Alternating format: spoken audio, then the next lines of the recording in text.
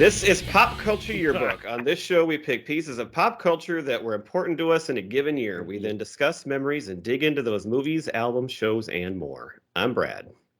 I'm Pete. And I'm Geoff. And we are closing out our Minnesota Staycation tonight with one final episode and one final game. Oh, man. What's the topic tonight, guys? Minnesota music. Yes. And I thought this was a good one to do last because Minnesota is probably more known for music than it is movies or TV. I concur. Very rich history. But we got some music experts on to play the game tonight. Couple of repeat guests. One you might remember from way back in February. She was our very first guest ever on this show. Danica, say hi. Hey there. So hopefully you remember her. She did the Freaks and Geeks episode, which was a wonderful choice. Yes, it was. Came up in the last episode that we did. It did. Yeah, it came up. They haven't heard that Jason yet. Segel, we talked. Oh, yeah. Well, the audience will have heard it. That's true. Right. It's okay. Way to Pete. ruin No it. time Okay. in podcast land. There's no And time our in podcast second land. guest tonight was just on a few weeks ago with a very critically well-received episode on the Joshua Tree. Say hi, Craig. Hello. Hi, Greg. Way to get out of the way early, Pete. And if anybody knows them, Danica and Craig are married. And so they will Happily be for almost 26 years oh my. now. Oh, But maybe not after tonight. Yeah, this Oh, could yeah. get vicious. driving a wedge. Notice they're not sitting together tonight. Right. But Separate it's- rooms. They're separate rooms. And our third guest is a first-timer, but if you listen to this show, you've heard us talk about him 100 times. Well, and you hear them before and after more. every show. There is Yeah. music we play by a band called what, Pete? Preacher Row. Yes, and the drummer, the Poolboy himself, is on tonight. Oh, my God. Ryan Hummel. Ryan, say hi. Hey guys, how you doing? A We're very excited podcast to have him. virgin. That's right.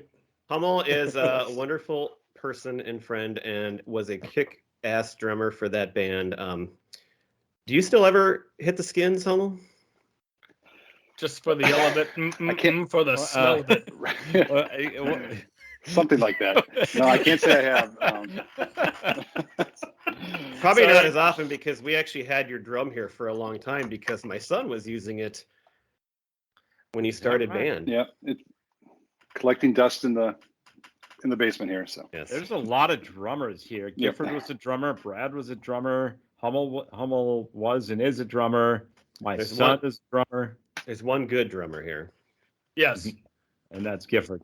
No, I would say Hummel would be the top drummer here. The top hi-hat player, on the other hand, I think would be Brad. All right.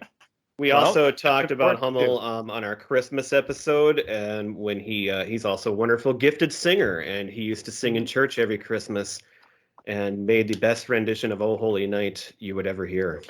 That's what we're going to close the show with tonight. You ready for that, Hummel? We didn't tell you that. Yeah. of course, and then we ruined it one year by singing "Go Tell It on the Mountain." And we did Yeah, say so- that as well. Yes, we didn't let that go. Boo! Boo! The That whole was- congregation. That was my brother's Boo. idea. So. Of course, it was Eric's idea. Uh-huh. All right, Hummel. Well, you're our first-time guest, and so since we are a pop culture show and we talk about memories, we always ask our guests to share a few of their important influences or favorites from pop culture throughout their life. It can be when you were older, younger, usually younger, but whenever you want. So I believe you have a list ready to go. So what's one of the things you have for us? I do.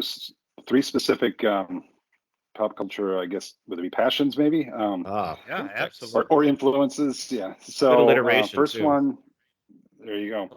First one, I'm going to do it chronologically. So Okay. way back in 1982, I was introduced to Rocky 3.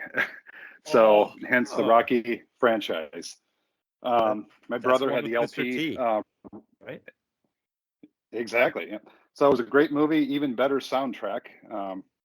I thought anyway. So, Is that great music the by Bill movie Conti. where Survivor? Yep. I have the That's Tiger. the It's Eye of the from Rocky Tiger. 3. Yep, Okay. Eye of the Tiger, Pushin', all of that. Yep.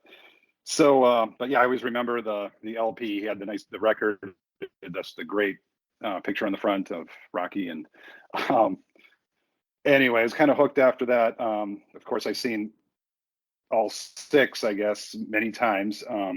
Great montages, especially 3 and 4. Mm-hmm. The 4th one is probably the best for montages. But Well, Even 4 Rocky is had a all montage. montages. That's Even all 4 is a montage. it's pretty much a montage, yeah. Yeah. So I even saw the director's cut last year, of Rocky 4. So All right. And that's you how much also of a love fan I the am. Creed movies, I believe, too, don't you? Exactly. Yep. And they've done a very good job with both. They're highly rated. Similar to Rocky Balboa, they shouldn't have made Rocky 5 because it was obviously a mistake. But they totally redeemed themselves by coming out with Rocky Balboa or Rocky 6. So, so one last thing. You guys were asking me about my influences. I thought of that last week when I was doing the Rocky steps with my son in Philly. Oh yeah, that you were was kinda just fun. there. How about that? Oh, Yeah. did you actually Yep. see the statue and everything and run up the steps? We did. We took a nice pic with Rocky there and proceeded to take the steps up. So Nice. did that a couple times and then have a nice video of it too. So very, very cool. Second one I have. So I got into high school early on. Got into the great Robert De Niro. So loved all of his work. He's obviously got a great range of acting Mm-hmm. abilities. So, a lot of his quotes back in the day, so like Cape Fear, great in Goodfellas, of course, Raging Bull, Untouchables, Awakenings, the Deer Hunter. Had some fun. He showed his funny side later on with Meet the Parents and Analysts and that. Meet the Fockers. Any comments on those? Big fan myself. Obviously, we just covered Untouchables The Untouchables. last month. Yep. So excellent. My favorite is Okay. Hummel. Do you remember the first Robert De Niro movie that you saw? Honestly, I think it was either Cape Fear or Goodfellas, probably. But For me, it was anyway. Goodfellas is the first I saw, but that was the one where I fell in love with him and realized who this guy was. Mm-hmm. So, and then I ended up seeing a lot of his previous ones. So some of the ones that 3 of them that I lesser known movies that I'd highly recommend. Mean Streets. It's a gangster movie. yes, that was the first and- one him and Scorsese did, right? I think so. Yep, I believe so. Yeah. This Boy's Life with DiCaprio. That is one very of well Ryan done. Hummel's favorite movies of all time. Yeah, yep. You are correct. That is probably you would quote that more than anybody else in the world. Even more than Cape Fear, probably. I doubt for that. you did. I doubt that. No, he did. Really? Yeah. Wow. Cape Fear is very If quotable. you don't know him And as you well as you quoted that do. lot. Yeah, who are you anyway?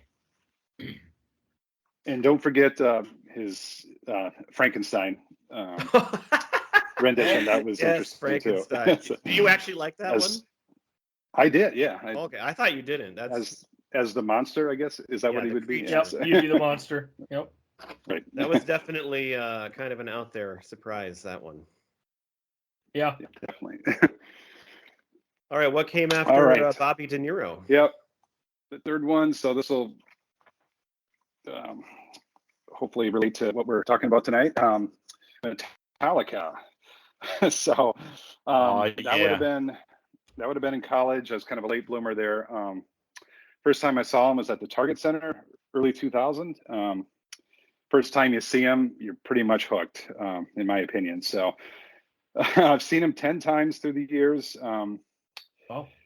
Our band, Preacher O, was heavily influenced by them. All the band members were huge fans. If you want to know about the albums that I that I like mostly. Early years, Injustice, but all four are great. In the '90s, Black Album, followed by a close second would be Load, I guess. And then their last three in the last 10, 15 years, they're all great as well. Saint Anger, Hardwired, Death Magnetic. Saint Anger was kind of controversial with the sound, but still had some very good songs. So if you're a fan, you're a fan. So, they have not fallen off for you then, huh? No, not at all. So just haven't listened to them as much lately, but yeah, that's what I have. So I was with you for one of those concerts, and that was a great night. It was the first event at US Bank Stadium, the new Viking Stadium, and that was a fun night. When they played Fuel, that was my first and only Metallica concert. But when they played Fuel, that was awesome. When they had the flamethrowers, and we had pretty bad seats actually, but we could feel the heat of the flames all the way back in the upper deck where we were, and that was amazing. Cool. Craig, have you seen Metallica before? I have not. Oh, I didn't know. I don't know. Are you a fan at all, or? I would say I'm a fair weather fan. I've heard the Black Album. I've heard parts of Injustice for All, and I've liked it, but I've never really dove into the catalog. Okay, I never really knew that about you, if you liked them or not. I do, but like I said, never dove into the catalog and got really into them. All right. Anybody have any follow-up questions for Hummel? Hummel, have you seen Angel Heart? I have not. Oh boy. There's a Robert De Niro movie that you should watch. Great. What year did it come out? Late '80s. Mickey Rourke was kind of like the it guy at the time. So it was Mickey Rourke and Robert De Niro. De Niro played a character named Louis Cypher, which, if you read it, say it quickly, it's Lucifer. But it's a great movie. Lisa Bonet is probably her movie debut. Really good, underrated movie. Excellent. I have not seen it either. I'll have to give that Hummel, a shot. what year did Preacher Roast start? Preacher Roast start. It was I would say right around 2000, maybe. Was it 99? Maybe. Shortly after I graduated from college, I guess. Okay. Yeah, something like that. So. Those days are all kind of a blur for Hummel, man. Kind of a blur, yeah. Early 2000s for sure, but yeah, it was. Yeah, I can't say exactly. You have to ask the boss on that, James. So. Okay. James, but we went to. Yeah, James Hetfield, yes. Yes, James. We went to a mini Preacher Row concert at the time and loved it. He played some really good venues too. Actually, it was fun little time. Yeah. All right. Played 400 bar. Yeah, the Caboose. 400 bar no longer exists. Sad. Well, we are not going to talk about Metallica tonight, but we are going to talk about music because all the music tonight is related to Minnesota. And so we're going to play a little game, and it will be somewhat similar to the games we played the last 2 weeks, but it's its own thing. For the most part, the game tonight will be a kind of like the show Don't Forget the Lyrics. It'll be a finish the lyrics. I will start a lyric from a famous song, and you won't know when I'm going to stop, and then you will have to complete the rest of that line. And if you get it right, then you will get a follow-up question. And so you could get 2 points each time. If you get it right, you will hear this. And if you do not get it right, you will hear this. Oh. Nice.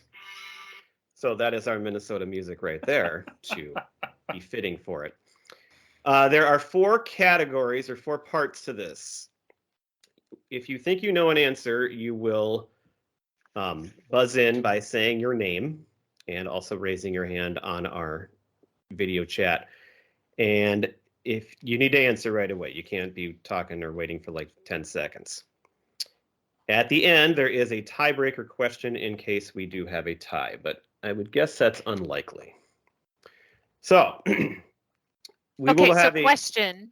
Do we blurt out the answer if we're certain that we like time in with our name first, or do we wait to get confirmation from you before we say the answer? You wait. Okay. Don't blurt anything out except your name. Okay, got it. So there are 15 questions in this game, and so each one is about a different artist who is either from or related to Minnesota. And as we go through them, if there is a band or an artist that you have something that you want to say about, then we can stop for a second and talk about them. All right. Any questions?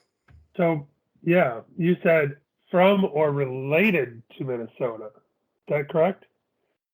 Well, no, they're all from Minnesota. Sorry, okay. I guess I. Okay, I didn't know if you were saying, like the drummer's wife's brother's sister's cousin was from Minnesota, so that counts. No. These are bands. I believe every one of them originated in Minnesota. Okay. At one point. All right. The first category is one-hit wonders. And so for this category, these are 4 bands who had one major song that they're known for. You might know others, but most of these were one major song that they were known for, and they hit the charts very high with that song, and that's what they're known for. So the first one is the Trashmen. Do you guys remember the Trashmen or know who they are? I remember the movie Men at Work with Charlie Sheen and Emilio Estevez. Craig, you were nodded your head. Who are the Trashmen? Trashmen were a band from, I believe, the 60s, and their big hit was Surfin' Bird. Surfin' Bird. And I remember they actually played Bird's in Tyler one year for a street dance. And it was like a big deal. I mean, it was the 80s or 90s, but it was like a big deal because this was a band that had like, a big hit. So the Trashmen, the big song Surfin' Bird was a combination of 2 R&B hits by a different band called the Rivingtons. One of those was Papa Ooh Mau Mau, and then the other one was The Bird's the Word. The Trashmen had not heard The Bird's the Word, but they saw a band, listen to this, they saw a band called the Sorensen Brothers playing it. Oh my God. Oh, and it's spelled S-E-N too. Oh, okay. So that's just a good one to start with. So this first question is to complete the lyrics to this song. And now I'm going to need this to be exact. And I'm going to be picky. Okay? So keep that in mind. All right, here's the lyrics. When I stop, then you can shout your name out. Oh, well, a bird, bird, bird. Well, a bird is a word. Oh, well, a bird, bird, bird's a word. Oh, well, don't you know about the bird? Well, everybody knows that. GIF. Everybody knows that. Bird is the word. Bird, bird, bird. Bird is the word. I am going to play this. Oh, I got it wrong. Oh, ouch. Now, this is where I'm very picky on this one. So he was not correct.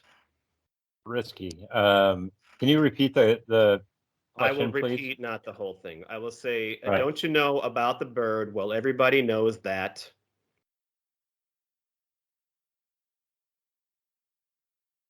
And see, this is something I learned when I did these, because I would have said the same thing Gift did. Yeah, I got it wrong. I know what I said wrong now.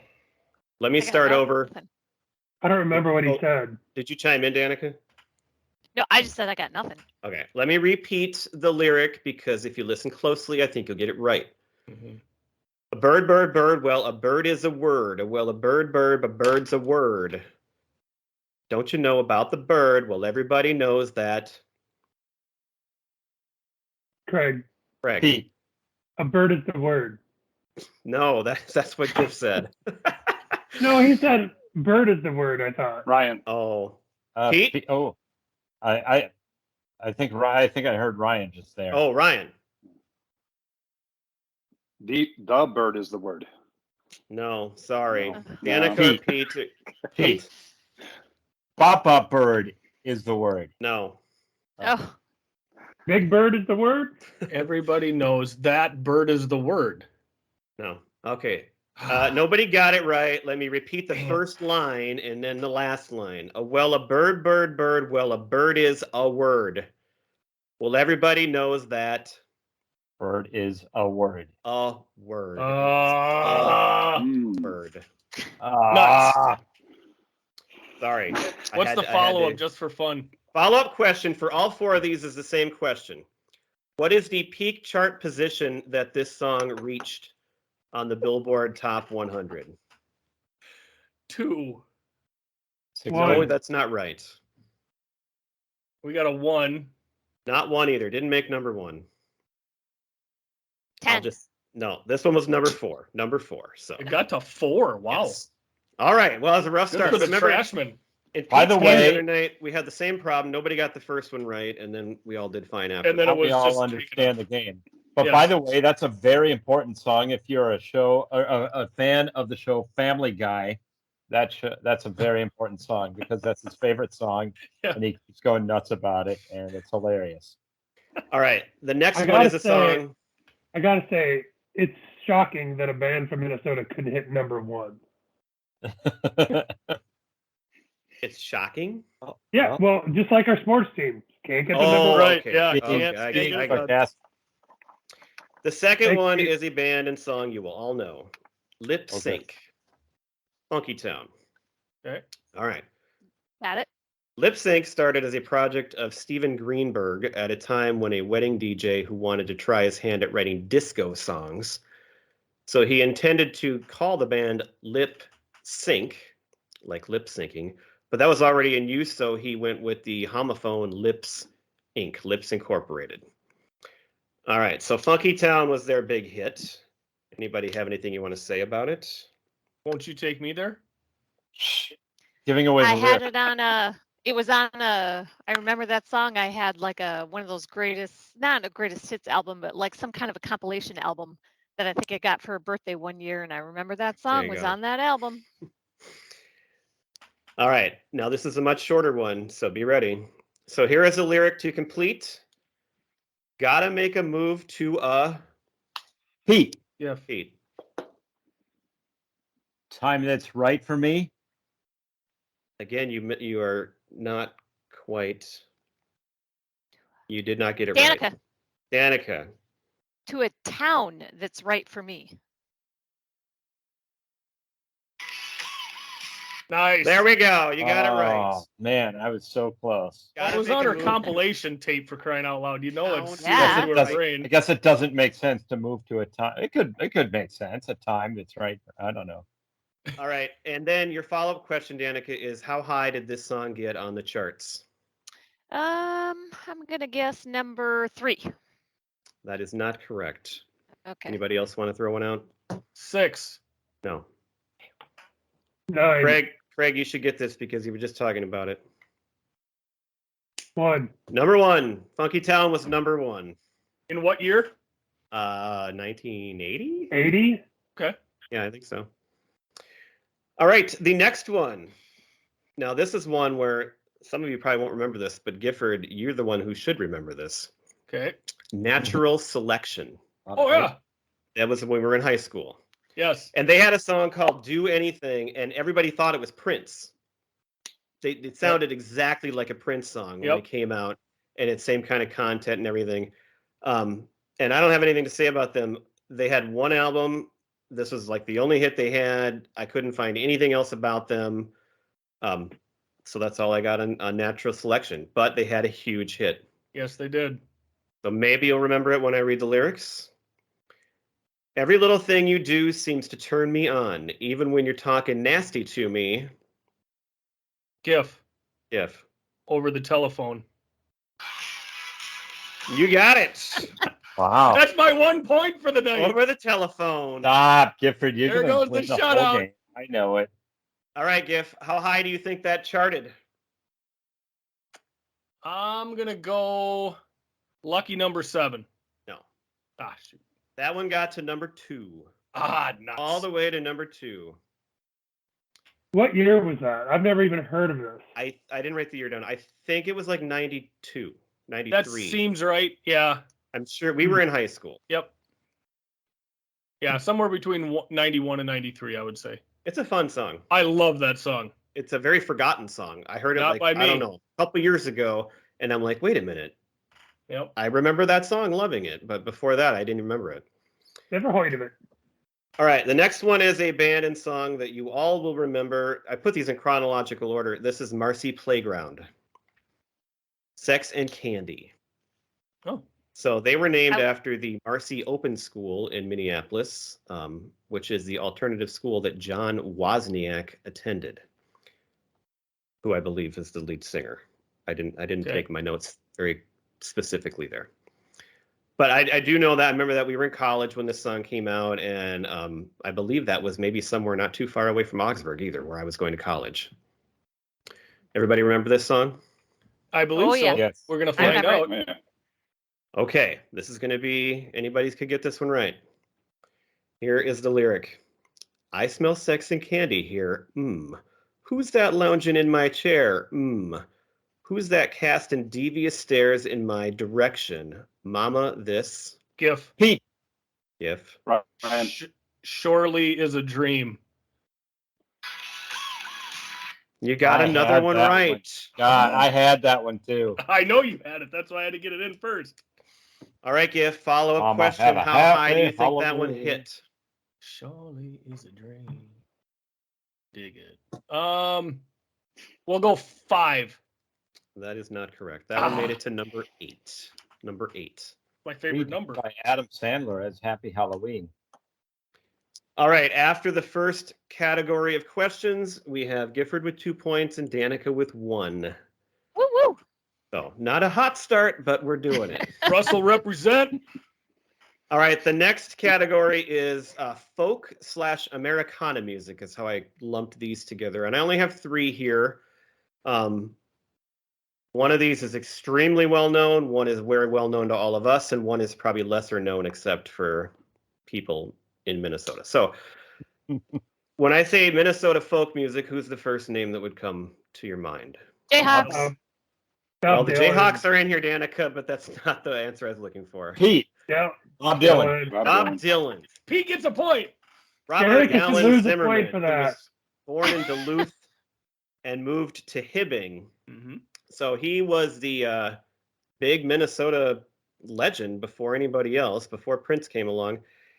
He won his first Album of the Year Grammy not until 1997. Did you know that? Wow. Really? Really? I'm out of mind. That's insane. Never won a Grammy for Album of the Year late- before that with all his big hits. The late. He bloomer. also never had a number 1. He had 3 top 10 hits, Like a Rolling Stone, Rainy Day Women, number 12 and 35, and Lay Lady Lay. Those were his biggest hits, but none reached number 1. Love that song.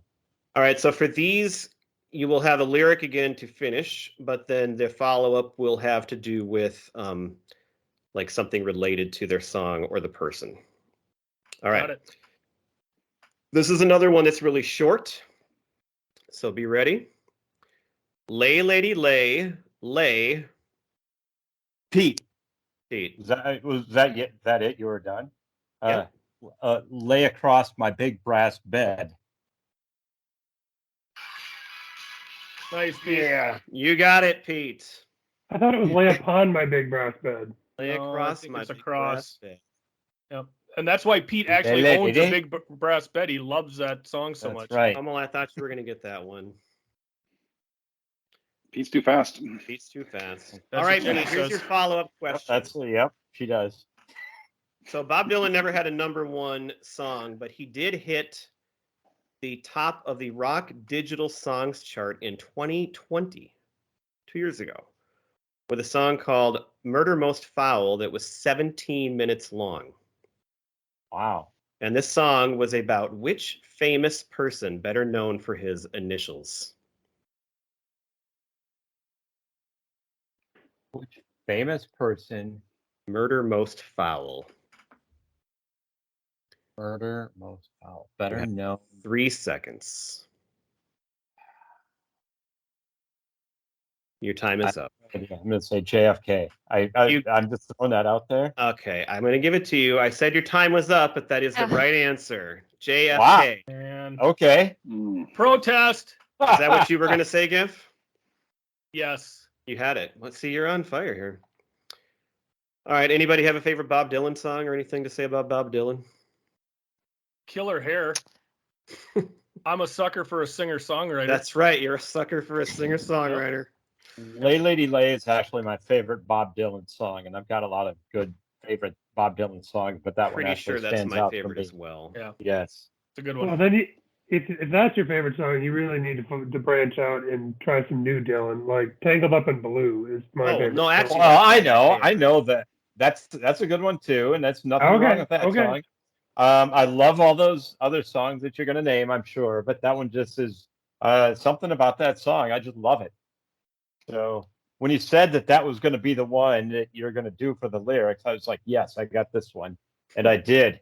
Because you were looking it up on your phone while I was reading it. Right? No.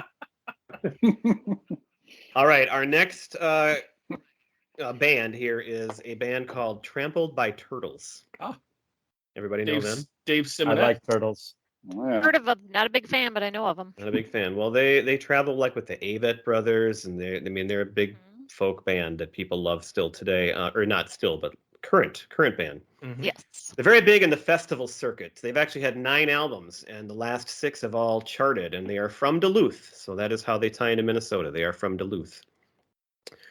All right, this one is going to be multiple choice because I'm guessing nobody would have been able to answer it without that. So I'm going to give you the first line, and then I'm going to give you 3 different choices for the answer. So if you chime in before I finish, you're going to have to answer. If you want to hear them all, then keep listening. All right, the first line of this is "The days and nights are killing me." Is the next line A, "The hurt and pain are still in me"? B, "The light and dark are still in me"? Or C, "The rhythm is going to get me"? GIF. GIF. Danica. The second one. B? Yes. Do you remember what it was? The light and dark. Yeah, that's right. Yeah. Oh, Yeah. I didn't play my song, but you got it right. Okay. The days and nights are killing me. The light and dark are still in me. Yep. Now, for your follow-up, that lyric comes from a song called Alone, which is basically the only real Trampled by Turtles song that I know, but I am a huge fan. I love that song. Partially because it played a key part at the end of a movie that we have discussed on this podcast. And it was a pivotal moment at the end of this movie where that song played over it. Was it a main topic of the podcast? I'm not going to give you any more clues. I'm going to go with Beautiful Girls. That is not correct. Sorry, I just going with one of your favorites. If somebody can steal this one, I will give you the point. Teenage Mutant Ninja Turtles? No. We have never discussed that. Hummel, your hand up? Hummel, you got it? Uh-oh. Did he freeze again? Oh, boy. Oh, Pete. No. Pete. The usual suspects. No. How do you remember Danica, that? do you have a guess? I do not. All right. The answer is The Way, Way Back. Oh. It plays at the end when the kid gets out of the car and runs back to go see Sam Rockwell. Oh, my God. It's the best. Gotcha. All right. Hummel's playing freeze tag again. Back in. All right, the next band is the big one for some of this group, the Jayhawks. Danica shouted them out earlier. Danica, why do you love the Jayhawks? Oh my gosh, I don't know. They just a memory I have is that Todd gave me a cassette tape of them. I'd never heard of them. Todd gave me a cassette tape. I remember sitting in my apartment in Mankato, just listening to it, and there's just something about it that just grabbed me. They are that Hollywood Town Hall. They just capture that Midwestern vibe. I just love them. Do. Yeah. And Hollywood Town Hall was the maybe not their biggest one, but it was the one that I fell in love with. And you got it from Todd, I got it from you. It just got passed down through the siblings. And I got it through you. And you got it through me. So many of their lyrics. The words hung high in the rafters and settled down like rain. I love it. Wow, that was well. That was my lyric right there. Oh, great! Well, so she got it before. Seriously? No, that wasn't it. Danica. Oh. But I will say that, of course, I remember the exact moment when Brad introduced us, some of the rest of us, to the Jayhawks, and it was when we went up to the cities, which was a big deal back then. We made a weekend out of it. We drove up and saw Johnny Cash, but the Jayhawks opened for them, and it was just, we were blown away. And the thing that I like about the Jayhawks is that their lyrics and their songs are so memorable. You can sing along to them, and it's it's just great. It's a perfect mix of country and rock, that kind of crossover, I guess, bluegrass kind of music that is kind of defines Minnesota, because it has a little bit of everything. A lot of it is country, rural area, but then you also have the big cities too. So it's just sort of that perfect music that defines who we are as Minnesotans. Well, if it's so memorable, wearing too much makeup, looking like a train wreck. Oh yes, that's a good one. Pretty little. Quit throwing out the lyrics, Danica. You might get. I know. I'm gonna ring in before Danica, just so I can ring in first. That's what I'm gonna do. Craig, what do you have to say about the Jayhawks? I remember seeing the Jayhawks in the late 80s at the 400 bar, before the 400 bar expanded and got twice as big. Before Hummel played there. Probably before Hummel played there. And the band usually got paid because they would take a empty beer pitcher and pass it around, and people would throw spare change in it. I love the band. And some people, so I think it was only after Tomorrow the Green Grass, that's when Mark Olson, is that who left? Yep. And a lot of people didn't like their sound as much after that. I loved them after that for a long time. At least 3 more albums after that were fantastic. So they were important. Rainy Day Music is, I think, maybe their best album ever. Oh, I love Smile too, and Sound of Lies. I love all those 5 for about 15 years there. They were one of the tops. So my note on them is that I have seen them, I think, 3 times in concert. Once with you, Pete. You remember when we went to see them at People's Fair in Mankato? Yes. Yeah. That day was a blur, definitely. Probably. I had about 28 beers that day, I'm pretty sure. But living here in Minnesota, they always seemed to be a band that was on the verge of the big time, and they just never broke through, and it kind of sucks. I think Hollywood Town Hall is one of the classic albums that I will ever own. Agreed. My lyric is from the next album because I thought their probably their most famous, well-known song is Blue. Mm-hmm. So the lyric is from that. You brought me through and you made me feel so blue. Why don't you stay behind? So blue, why don't you stop? Pete. And look at what's going down. Wow. Pete, you're doing a good job. Wow, Pete. Thank you. Now, I'll be really impressed if you get the follow-up right, because I don't think you know that one, but we'll see. So some of the members of the Jayhawks moonlight in another band with members from Soul Asylum and Wilco, and maybe some other guys too. Craig's going to know this one for sure. What is the name of that band that all these artists, some from Minnesota bands and other bands, I know it too. I don't know it. You don't know it. Craig, who is it? Golden Smog. Golden Smog. And they did a cover of one of the greatest 70s songs ever made by Bad Company. Shooting Star? Yeah. Yes. Yeah, that's a great one. My favorite is it Pecan Pie? I love that song. All right. That takes us through part 2. So now we have Pete and Giff with 3 points apiece and Danica with 1. Craig, Hummel, you're not alone with 0. Craig has no points either. How's Greg doing, though? So, even though you've been 0. kicked out of the call a couple times, you're still doing just as good as Craig is. Yep. Pretty amazing. Pretty amazing. All right, part 3 is I called this R&B / the Minneapolis Sound. Oh, this is a good time for me to get a beer. I'll be back.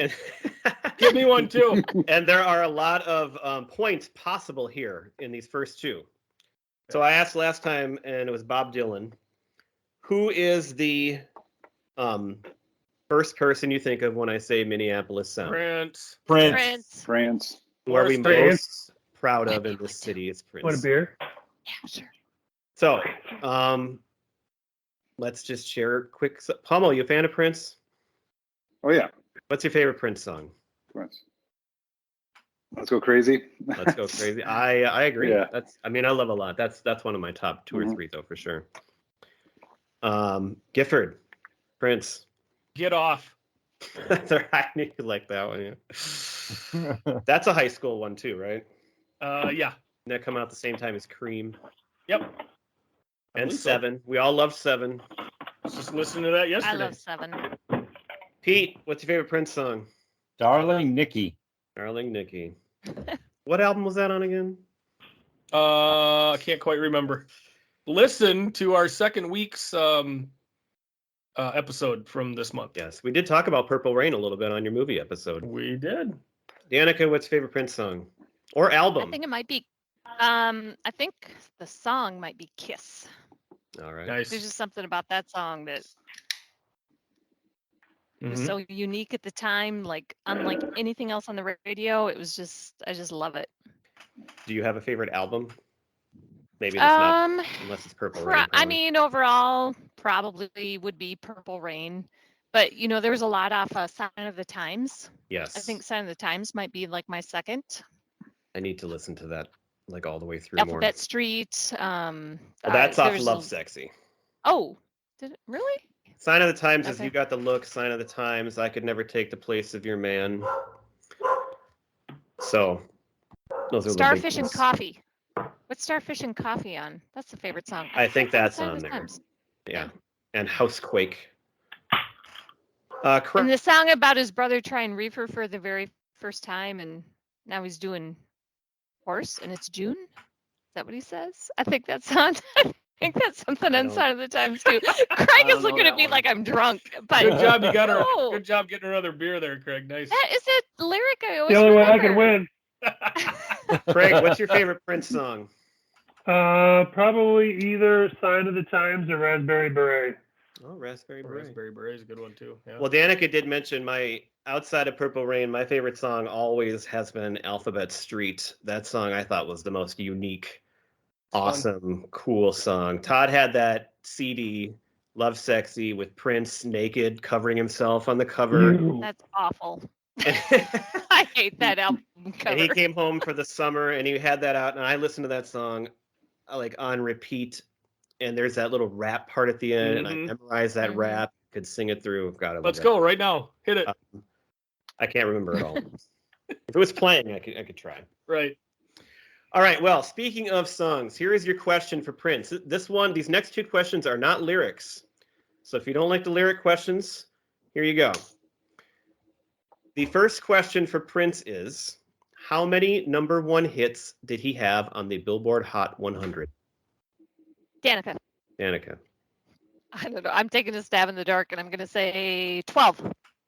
Not correct. Okay, GIF. Sorry. GIF.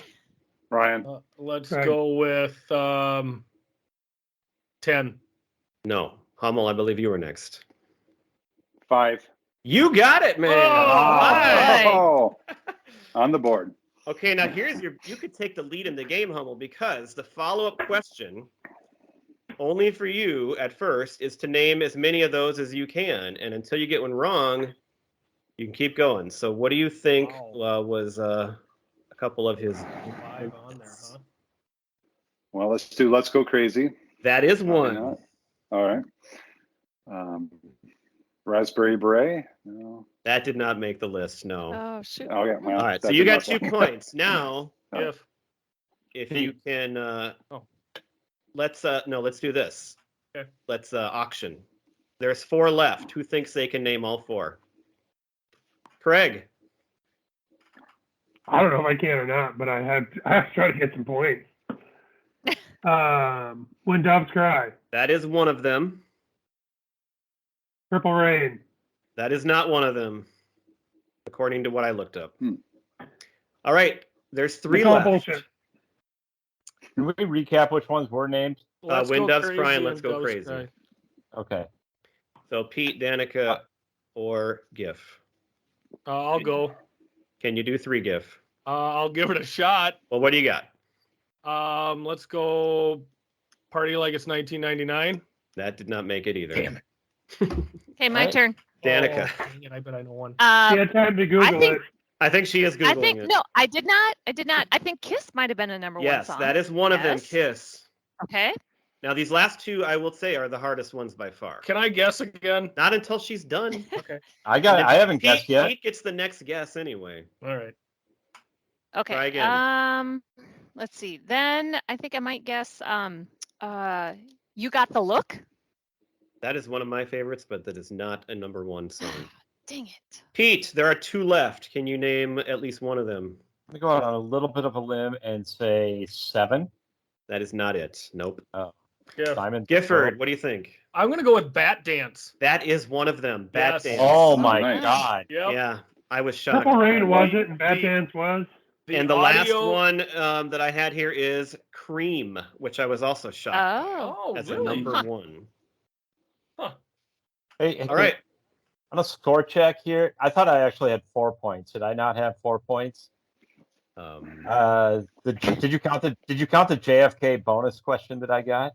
Well, so what did you get, Pete? I got you got the Bob Dylan and JFK, that's 2. The Jayhawks. You got the Jayhawks, that's 3. I thought there was another one that I got. Anyway, go. No, Gifford got because you got Funky Town wrong. No, you have 3. Okay. All right. Did I get one for Bat Dance? Yes, I gave you one. I will update the scores after this section. We have 2 more artists in this section here. The next one is a little different because they didn't do as much singing, although they did have 1 album. They mostly wrote songs, including many number 1s. Do you know who I'm talking about? Jimmy Jam and Terry Lewis. Jimmy Jam and Terry Lewis. Nice. Do I get a point for that? No. I know all the answers for the non-point things. So, Jimmy Jam and Terry Lewis are known for writing a lot of big hits. And one of the albums that they had many hits off of was Janet Jackson's Rhythm Nation. Hmm? So here's the question about that. How many number 1s were there off Rhythm Nation that they wrote? Pete. Danica. Right. Well, no, Hummel raised his hand first. Oh, No, that was an error. All right, Pete. Okay, then Pete. 4. 4 is correct. Wow. Wow. Nice job. All right, Pete. Now you get a chance to get some points. I just guessed 4, to be honest with you. I'm going to say Rhythm Nation. That is not one of them. That got okay. number 2. Oh. So that one just okay. missed. Okay, so Pete's out. Well, forget that. Danica. Danica. There was one, I think it was called Let's Spend the Night Together, something like that. No. No. That's That the might have Rolling been on there, Stone. but it didn't hit number 1. I think that's later. I don't think that was on this one. Ugh, You're out. dang it. Hummel. Oh my Gift. God. Yes, hold on. You know 1 song off the album. Yes. It's right on the tip of my tongue. I went to the concert. Yeah, and I can't believe Gifford. You can't name like 3. I know. All I have in my head is Control. No. Yeah. I mean, I think I know what one of them was. I think it was a crappy song, but it must have been a number 1. Hummel, can you name a Janet Jackson song? What have you done for me lately? Or No, that's from Control too. You got Gifford on the mind. Yeah. Greg, can you name one? I can't believe this. I God, can't this believe is this. so bad. I should text you, Craig. I own this CD for crying out loud. I got it from Brad. All right, Dana, can you do? Okay, Jackson fan. I need a second chance then. Yeah. So- You're not getting any points, but you can go. Was Black Cat a number 1 Yes. song? There. Oh, That was God. one of them. I thought that That was was Paul Oh, Abdul. yeah. That was my least favorite, but the other 3 were amazing songs: "Miss You Much," "Escapade," Oh, Escapade. and "Love Will Never Do." I loved Escapade. She even shouted Minneapolis in the Escapade song. Yeah. Oh, and Love Will Never Do. Yeah, Love Will It was Never Do lovely. with the video. We all love that video. Oh, that was the beach video, right? Yeah. They were on the beach, and yeah. That is a great album, and I can't, Gifford, I'm so disappointed in you. I'm disappointed in me. Okay, so here's a fun fact. So you went to the concert? Okay, yes. So here's a very fun fact about that concert that Craig probably knows where I'm going with this. I came up from Mankato with a bunch of my Mankato friends, and we stayed at Todd's apartment that night. I don't remember how we got to Todd's apartment, but anyway, we went to that concert at, I suppose it was at Target Center, and afterwards we were in a Denny's somewhere, and Craig and Bob came in. And Ed. Was this the very first time I met you, Craig, or like the second time? It was one of the first 4 times. Oh wow! Okay. Definitely not the last. Craig and Bob happened to stumble into this Denny's. You didn't stumble. You were stumbling. Bob knew Lori at the time, and so they had come from some super hip like indie band somewhere, probably First Avenue, and we'd been to this, the big Janet Jackson spectacle. And so we kind of met each other that night, but we didn't really meet each other that night in like a one-on-one thing, but we did. That was kind of one of our first meetings. Was he'd been to some super cool concert, and I'd been to the Rhythm Nation tour concert. And you remember it, so you weren't that drunk. So unless Craig's gonna say that's not at all what happened. Right? Yeah. Let's get the real story now from Craig. I can fill in some of the details that Danica can't remember. It was Bob and Ed and I, and we had been at First Avenue at the Bob Mould concert. Oh, Bob Mould's coming up. Oh, I have a chance for another. Craig, you're gonna love the next section. So. Okay, good, because I'm waiting for my era here. The Jayhawks are the only thing I can remember. But yes, you were Bob Dylan and Prince. Those are really obscure. Well, I know, but everybody knows those. I need something where I have no competition at all. Oh. Like natural selection for me. Yeah. But if you remember, or I don't know if you obviously don't, but I believe at the time, Bob kind of had a crush on Lori. They weren't dating yet. Yes, right. And Ed and I gave Bob a hard time for robbing the cradle. And going after, this younger girl. And which is ironic because you and Bob are the same age and Danaca and Lori are the same age. So yes. Exactly. We've been laughing about it now for years. Yes. All right. Our last band in this category of R&B is a little band from the 80s called The Jets. Do you guys remember The Jets? Oh, I hoped they were coming up. Oh, good. Do they travel around with Benny?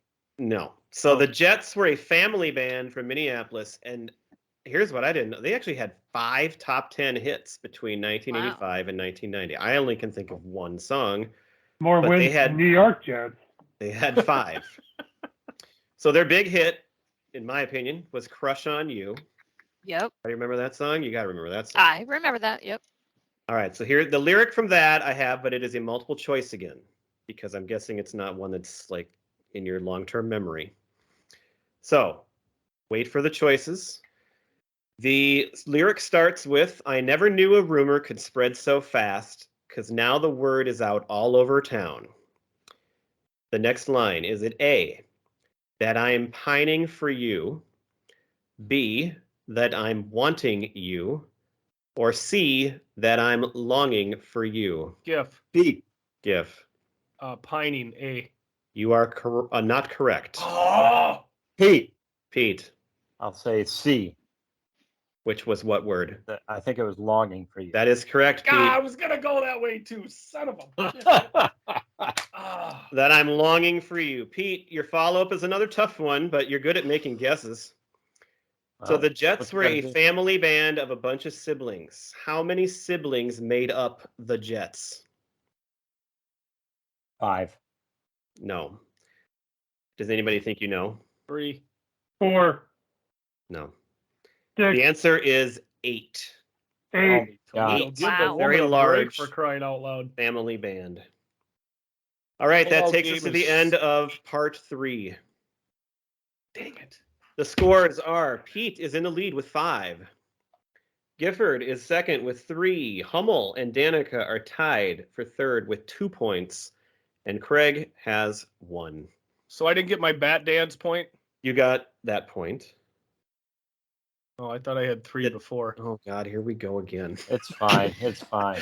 Well, we'll see if you end up within 1. We'll deal with it. All right.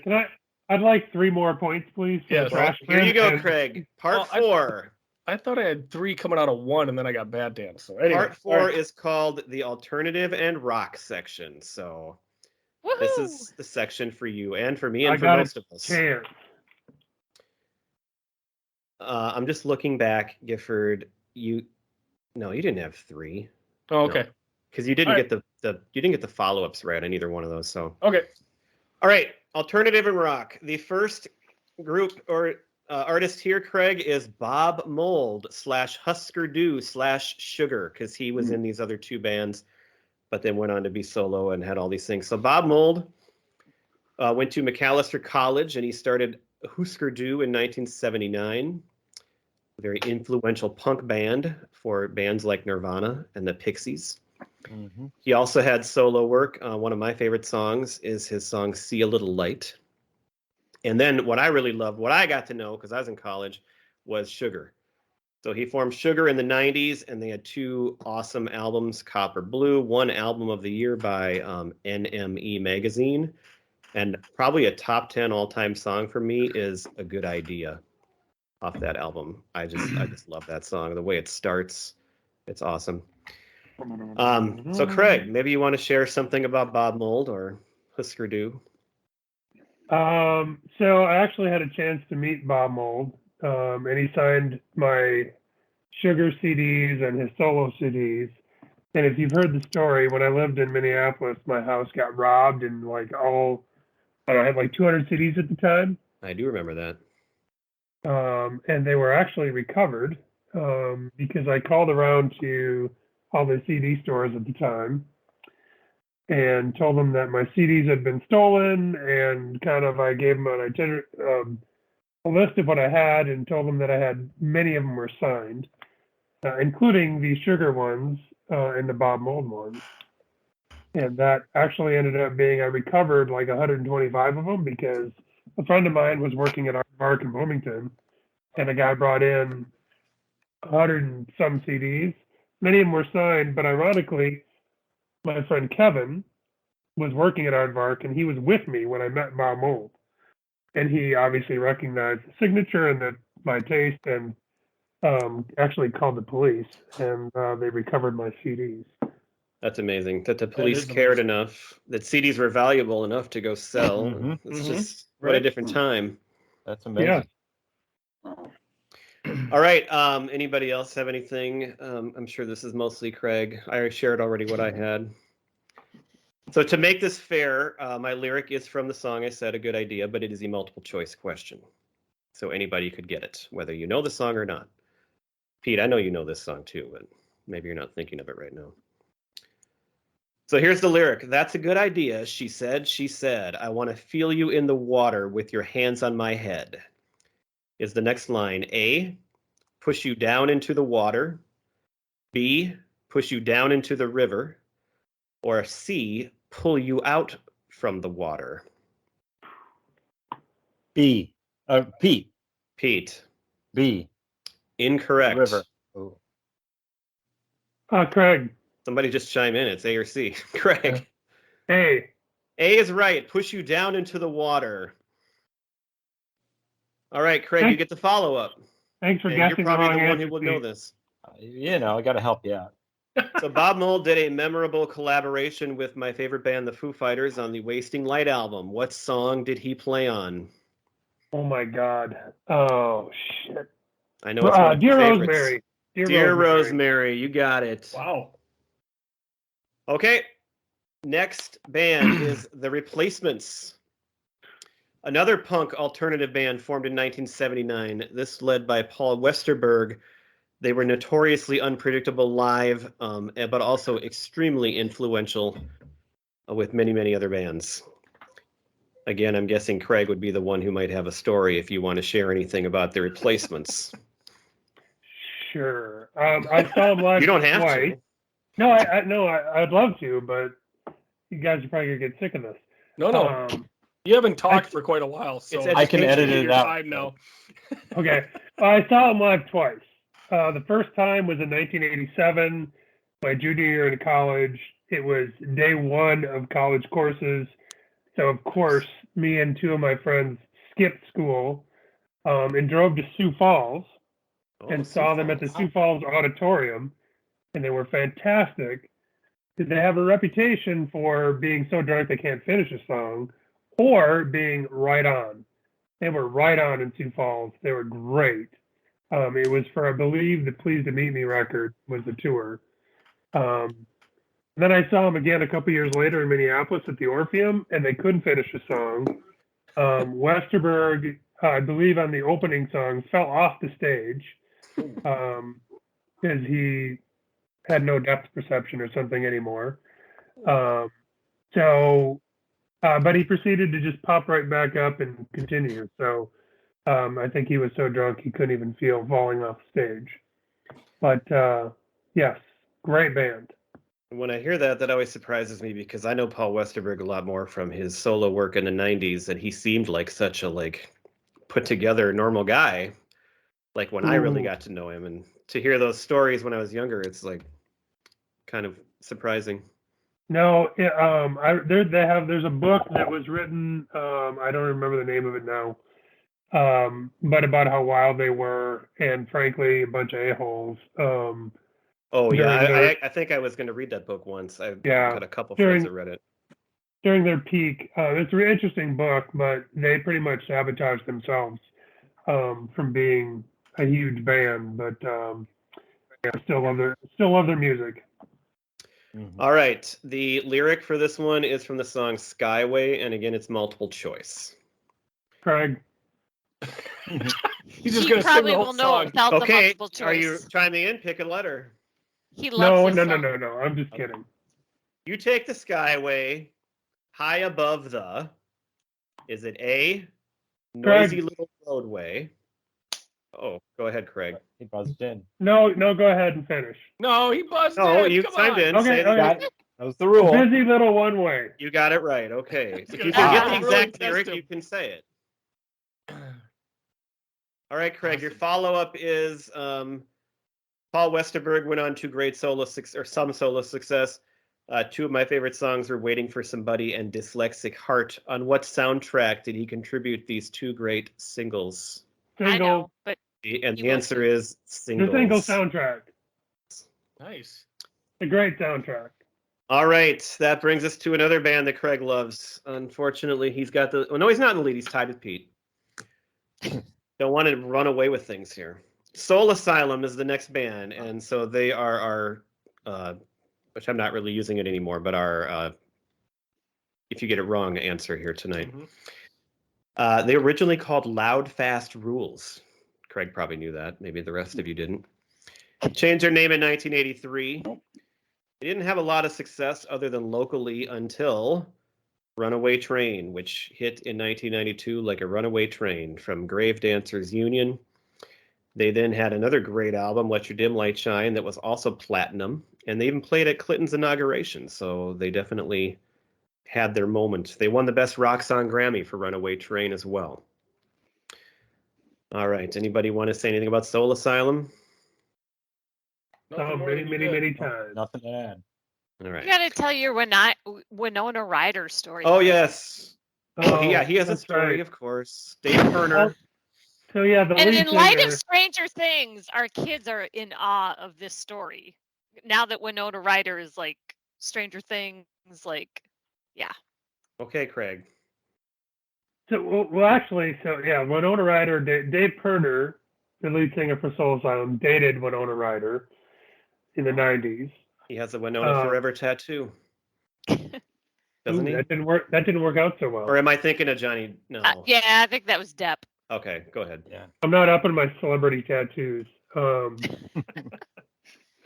But I happened to be at the Green Day show for Dookie at First Avenue, and I was upstairs because I think it was an all ages show, and I think I was trying to make my way up to the bar, and I saw Dave Perner, who I'd seen at the bars many times in Minneapolis at the time, but I was still kind of like, oh, that's cool.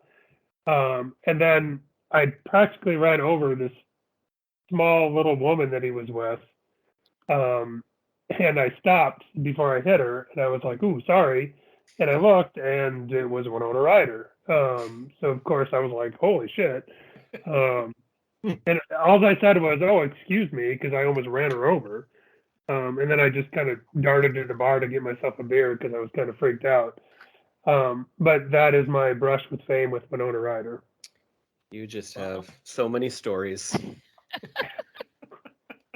Story time with Uncle Craig. All right, this one should be really easy. So listen closely. The lyrics are from Runaway Train because that's the big hit. It seems no one can help me now. I'm in too deep. There's no way out. This time... Craig. I got it. No, Danica. Craig was first. No, Danica. I really led myself astray. Yes, just like the I'm playing. I didn't realize I was doing that. Craig, you're gonna pay for that later, by the way. It looked like Hummel was gonna get it too. That was a close one there. Yeah. All right, Craig, you get another follow-up question. On the soundtrack for what movie that we have discussed on this show did they contribute the song Can't Even Tell? Clerks. Wow, good job. That is correct. Nice. There's actually a big connection between Kevin Smith and the band. Dave Perner did the score for Chasing Amy, and he directed that Can't Even Tell video, and they have songs on other soundtracks of his too. So it's kind of a connection between Soul Asylum and Kevin Smith. Brad, what was the name of the actress in Chasing Amy? Joey Lauren Adams. That's it. Did you run over her too? No. When did you meet her, Craig? No, but I had a crush on her. Oh, okay. All right, we only have two left. All right. So the next one, saving the big one for the last one. Hang in there, Hummel. You're gonna get to your band here. The next band is the Gear Daddies. So the Gear Daddies might be one of the most obscure bands on this list, but not to most of us. No. The Gear Daddies are from Austin, Minnesota, and they did release several singles and albums between 1986 and 1992. Their big kind of break, or hope to be break, was that they performed on Letterman in 1991. So they're a big, huge part of the music scene in the local area, and they just never hit it big. They never, again, and their lead singer is Martin Zeller, who also had some, I think, kind of mild success as a solo artist, again, at least locally.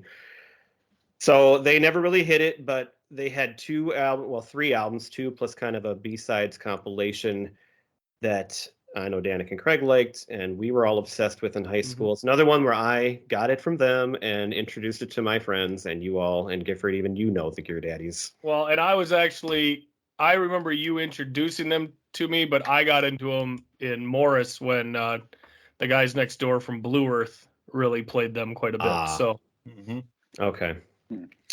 All right. So they're probably best known, if they are known, for their song that was actually a hidden track on Billy's Live Bait called Zamboni. Nice. Because it's played at many hockey games, and it's never been to a hockey game. Songs. So our lyric is from Zamboni. The manager said, "Son, I know it looks keen, but..." Craig. Pete. Oh, Craig again. That right there's a Zamboni machine. Oh, he got it wrong. Pete. Yeah. Pete. That right there's one expensive machine. You got it right, Pete. Yes. Suck it, Craig. That was a big one. That was a big one. All right, Pete, you have a follow-up question here. So that song is also, I saved this because it would have given it away. They might be well known from that song because it was also played in many movies and shows. Name one of the movies or TV show where that song was played, according to my research. Mighty Ducks. That is correct. Ducks would be your Nice. best bet. Mighty That was Ducks, a Mystery big one. Alaska, and also apparently in Malcolm in the Middle, the TV show. That stings a little bit. That one hurt. All right. We have our last question now, and then a tiebreaker after that if needed. And we are currently at the end of, with one question left. Pete and Craig are in a dead heat, 7-7. So whoever gets Gifford out has of those 3. two, Well, you can yep, play I'm out. spoiler. Hummel and Danica both have 2. Everybody's on the Guaranteed board. a walk off here. Now, our final band is my personal favorite on this list, Semisonic. So Semisonic formed from the band Trip Shakespeare, which was Dan Wilson and his brother, right? Mark Wilson? Is that the name? Matt Wilson. Do I get a point for that? Matt. No. Yep. And he formed Semisonic half with point. John Munson and Jacob Schlichter, who also wrote a really good book that I've read and Hummel's read too, called So You Want to Be a Rock Star, which gives a great background and detail about their career and like how close they came to because they did hit it big for a moment, but like what happened after that. And it's a really good book. They had 3 fantastic albums. They had 1 breakthrough single, but for some crazy, stupid reason that will never make sense in the music world, they just did not sustain it after that, and that is not right. So, I have seen Semisonic, what now? I saw them in the 90s, and then I saw them, twice actually. So both times with you, Hummel. Once at First Ave. At First Ave just a few years ago. No, that was the first time though, was at First Ave, and then we saw them in that Star Party little short set at Target Center, and then they did their 20th anniversary of the Great Divide album, and that's the one I'm talking about. They played 2 nights at First Ave like 4 years ago, and I went both nights actually, because I bought tickets for the first night, and Hummel was going to go, but he had his dates wrong, so then he had to go the next night. So I said, okay, I'll go again. What a nice friend. Totally worth it, because he actually, I think, weren't you at a Metallica concert that night before? Yep, the night before, yeah. In Dallas or something? Metallica Semisonic. Yeah. That's Good right, weekend. in Dallas. What a bill. At Texas Stadium. So I know. I love this band. I still listen to them regularly. And Dan Wilson, well, this will get into our tiebreaker later, so we'll save a little more there. Let's do our question first, and then if you have anything to say about Semisonic, we can. All right, so of course the lyric is from Closing Time. Okay. All right, it's a short one. So gather up your jackets. Pete. Danica. I heard Pete Ryan. first. No way. Oh, wait a Brad, minute. There's a hand. No, Danica. Danica. No. Yes. Hand was I thought first. I was at least a second ahead of the other ones. I heard they were all kind of the same. Okay, I was but ahead you gotta of get the whole thing, Danica. Yeah, we got to get the That whole was me. thing. So gather up your jackets. Move it to the exits, kind of making it sound like jackets, but Gotta move keep it going. move it to the exits. I hope you found a friend. You got it right. All right, and then you get a follow-up, Danica. Okay. So what has Dan Wilson said this song is really about? Oh, you don't know this. I don't think so. No, I don't think I've heard this. Because it's very surprising, but I thought in this group it would be pretty well known. I got it. Death. Hummel, do you know this? I got it, man. Go ahead. It's about a baby being born. Yes, Bringing home a baby. childbirth. Oh. Yeah. Huh. Childbirth. Yeah. I've not heard that. That's what he has said. Some people don't believe it, but I've seen that and heard that multiple times, That's many what they different say. places, actually. Really? I don't believe it. So, childbirth. So All we got right, a tiebreaker. We do have a tie. So it's actually a 2-way tie for first, Pete and Craig, and then Gifford, Hummel, and Danica all got 3 points. So Good company right there. That's good tie company. for second. All right, the tiebreaker question: only Pete or Craig? So Dan Wilson has written a ton of songs for other artists. That's what he's most known for now. So he has been very prolific. For what album? You got to get the album. I know. Did he? Oh, okay. Go ahead. Sorry. Adele's 21 album. You got it right. Whoa, I didn't know if you were going to get the number. Pete comes out with the victory. I thought the full question was, for what album did he share a Grammy for Album of the Year by writing 3 songs, including the big hit "Someone Like You"? And it was Adele, 21. Sorry, Craig. Did you know the answer? I did. I was waiting for you to finish the question. I knew I had to be aggressive on it because Greg is tough competition, but that was. I'm that just glad I was got off exact, this by the way. snide. Yeah, well, everybody exactly. I think did a pretty nice job. Everybody, it's a good job there, guys. Yeah. Well, actually, I want to challenge that question though. Are you sure that Adele, the 21, was more successful than he had a huge? My question was, for what album did he 56. share a Grammy for Album of the Year by writing 3 songs, including the hit "Someone Like You"? That's Oh, pretty okay. specific. I didn't Because ask what his biggest hit was. He also, so now they're known as the Chicks, but at the time, the Dixie Chicks. Yes. He was a huge. He won for Song of the Year, Record of the Year, for Not Ready to Make Nice, and like wrote a bunch of songs on that album. He's also helped a lot in some of the Taylor Swift songs too. The guy is awesome, and the band should have been huge, and he should be extremely famous, more so than even he is. I bet he's very happy being rich and not famous. Yeah, he did all right, for sure. He's doing okay.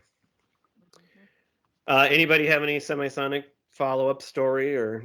Well, just that we sang it at the end of all of our weddings. Oh, great point, Giff. So yes, so Closing Time came out in 1998, and 3 of us here got married in 2001 within just a couple months of each other, and then there were other weddings too, and we closed every single wedding out with Closing Time, and everybody got in a big circle and put their arms around each other and held each other for the whole song. It was preparing ourselves for the next phase of our life, which would be childbirth. Given, Yes. Closing Time proves the point of the song. And I think, Hummel, you got married like 6 years later, but I think we still did it back again with you, didn't we?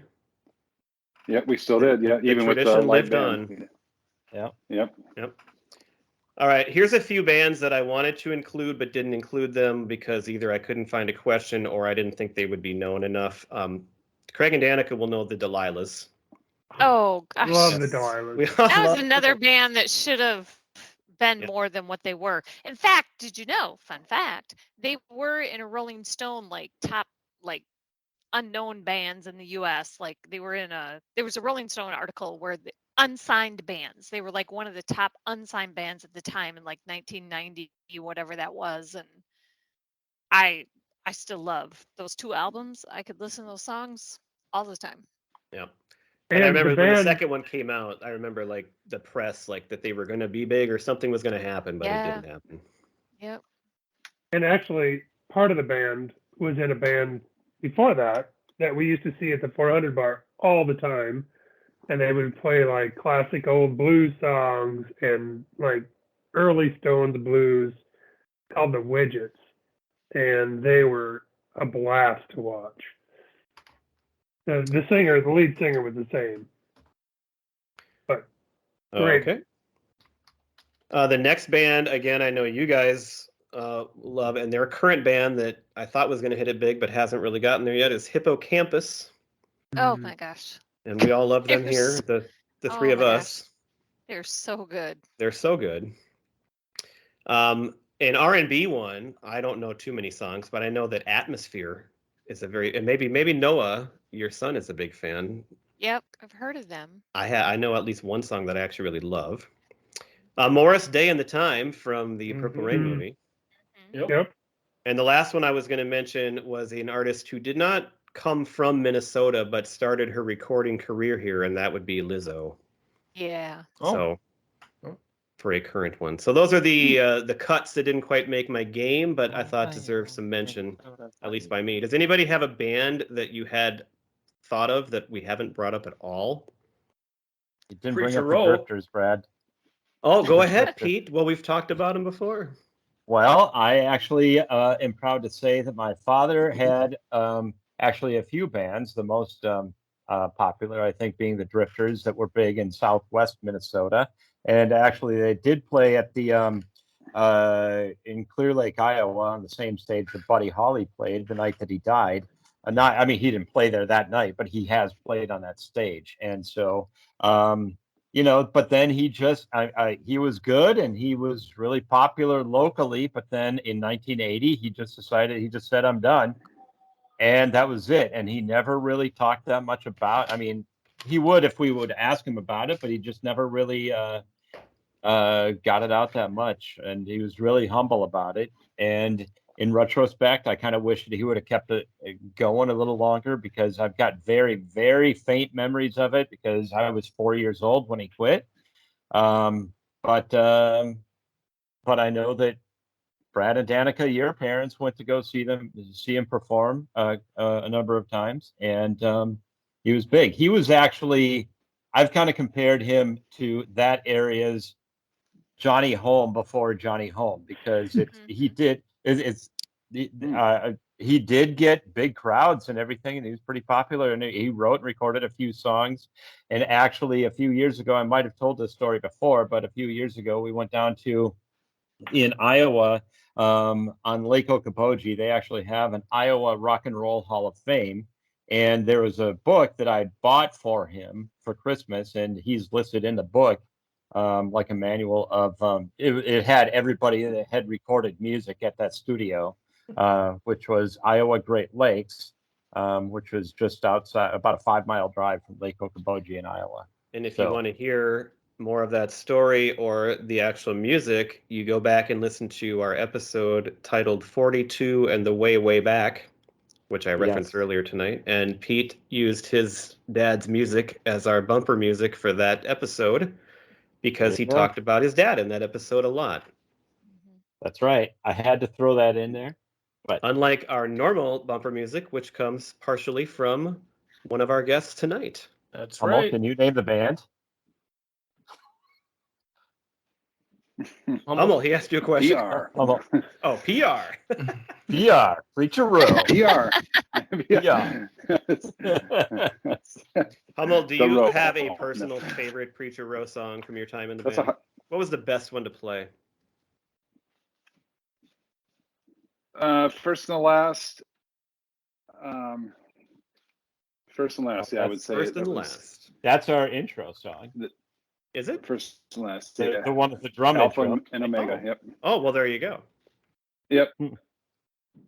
Awesome. Because I kind of started that riff there, so yeah. So. Nice. That's a hard one to follow, but I was going to mention. I was going to mention Honey Dogs.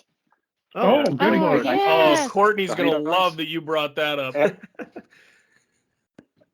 Nice. Adam and Noah Levy. Those guys were awesome. I Missed You, of course. That was their big hit. So. Yeah. Saw them a few times. They were awesome. Yeah. One of them was in a band that I used to see at the 400 bar as well, called the Picadors. And they had a big song, locally, a big song called Becky. But one of the Levy brothers, or maybe both of them, were in that band too. Am I wrong on this? Were the Rembrandts from Minnesota too? I think one of them maybe was. I think maybe one of them was born here, but I can't for sure say that. Okay, I couldn't remember. Danica has her hand raised. Oh. Did she have that on purpose? Oh, yeah, you do. No, I don't have that on purpose. Oh, sorry. That was from before. Sorry. Since I paused for that, there is one more local artist that wasn't brought up that I wanted to mention that probably you've never heard of. But they were in a band called Lamont Cranston, and then he had a solo career. His name is Peter Himmelman. He had a couple really good records in the early 90s, but one song in particular was played at our wedding called Mission of My Soul. So I just wanted to put that plug in there. Also just thought of Kid Johnny Lang, too. Oh, yeah. Johnny Lang. I got a really good story about that, too, but I can save it for another day. Okay. All right, Pete, you want to take us out? Well, all right. Well, we're going to put on a little Ryan Hummel, Preacher Row, and we'll wrap up this episode. Thanks, everyone, for listening. This has been another fun episode. What a fun month. Yeah. And does this close the yearbook for the Minnesota Staycation Closes series? the Minnesota insert of the yearbook. Yes. All right. Thanks for listening. See you guys. Bye.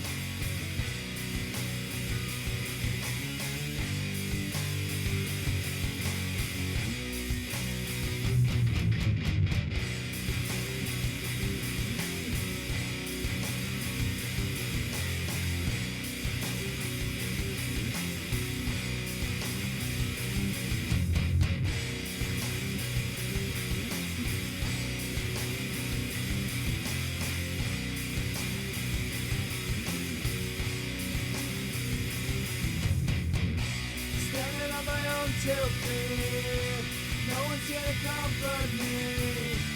Sorry for what I have done. Sorry that your son is gone. 7 steps and it will be my last. Next time, tell me on my path. I turn and I look to you. I'm scared, but there's nothing I can do.